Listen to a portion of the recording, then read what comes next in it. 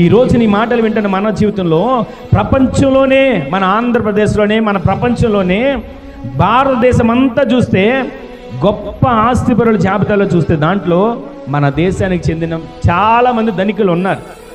ఎంతమంది ధనికులు, ఎంతమంది గొప్ప ఆస్తిపరులు ఉన్నా అదే సమయంలో పూట గడవని వాళ్ళని కూడా మన భారతదేశంలో చూస్తున్నాం. ధనికులు ఉన్నారు, ఊపిరాడనంత తిండి తినేంత అవకాశం ఉన్న వాళ్ళు ఉన్నారు, తరతరాలు తరగని ఆస్తి కలిగిన వాళ్ళు ఉన్నారు. అదే సమయంలో ఒక్క పూట కడుపు నిండా ఆహారం తినని వాళ్ళు కూడా జీవిస్తున్నారు. అయితే అలాంటి అలమటిస్తున్న పేద కుటుంబాలు మనం చూస్తున్నాం. ఎన్ని చూస్తుంటాం మనం? వ్యాపారానికి వెళ్ళినప్పుడు, ఉద్యోగాలకు వెళ్ళినప్పుడు, ఏదైనా పని మీద బయటకు వెళ్ళినప్పుడు ఎక్కడో ఒక చోట చంటిపిల్లల్ని ఎత్తుకుని అయ్యా మాకు కొదువా అనేవాళ్ళు కనబడట్లేదా? బస్ స్టాండ్లో చూస్తాం, రైల్వే స్టేషన్లో చూస్తాం, రోడ్ల పక్కన ప్లాట్ఫామ్ మీద చూస్తూ ఉంటాం. ఎన్నో చోట్ల కొదువతో, కొరతతో నలిగిపోతున్న కుటుంబాలు మన కన్నుల ముందు కనబడుతున్నాయి.